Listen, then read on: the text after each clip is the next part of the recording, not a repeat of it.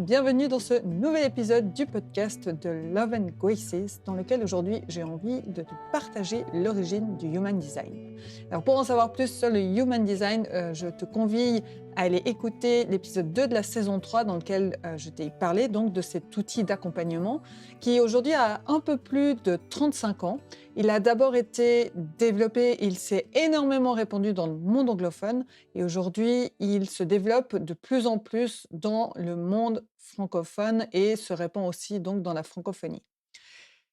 Comme je te disais, donc, c'est un outil qui a plus de 35 ans maintenant, qui a été canalisé pour la première fois en janvier 1987 par Alan Robert Krakauer, qui était donc un Canadien qui est né en 1948 à Montréal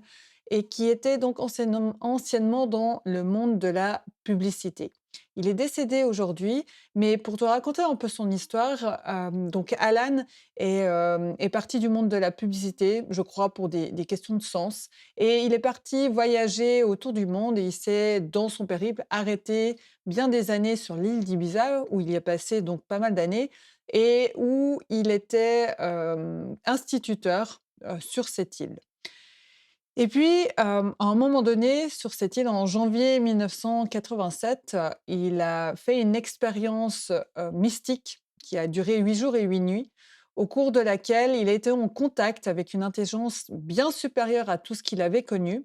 qu'il a appelée la Voix, qui lui a transmis une énorme quantité d'informations ainsi que des deniers scientifiques. Et durant cette canalisation, il a reçu les bases du mécanisme naturel de l'univers, ce qui est connu sous le nom du système du design humain.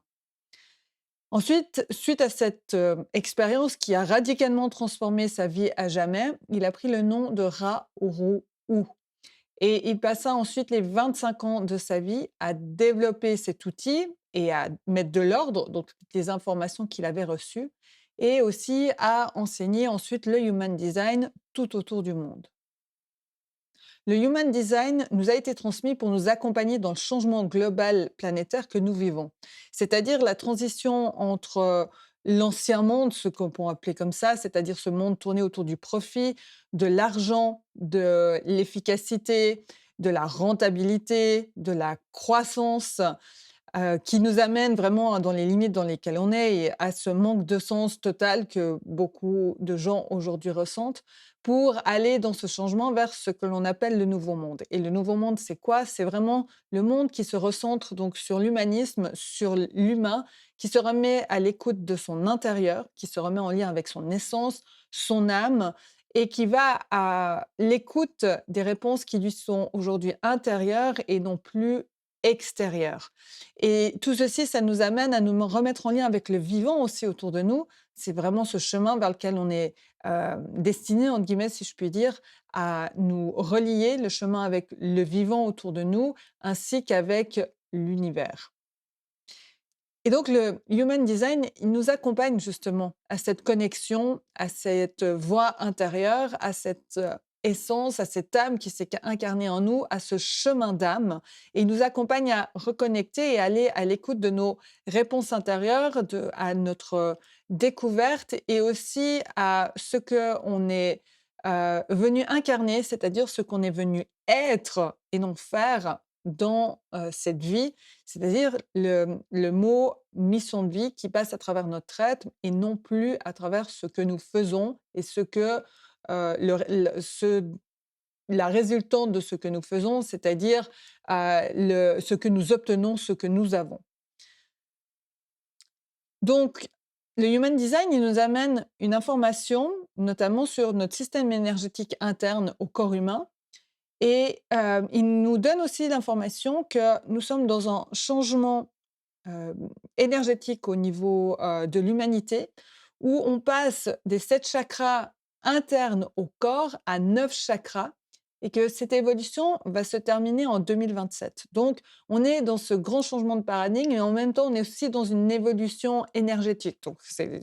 envie de te dire qu'en même temps, c'est normal que ça remue, si je puis dire comme ça.